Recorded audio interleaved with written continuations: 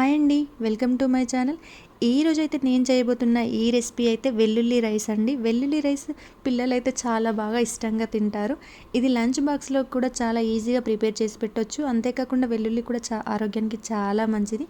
దీనికోసం ముందుగా కొంచెం ఆయిల్ వేసుకొని ఆవాలు, జీలకర్ర, వెల్లుల్లి వేసుకొని బాగా ఫ్రై అవ్వనివ్వాలి. వెల్లుల్లి మీకు ఎంత ఇష్టమైతే అంత వేసుకోవచ్చండి. నేనైతే ఇక్కడ 10 రెబ్బలేసాను.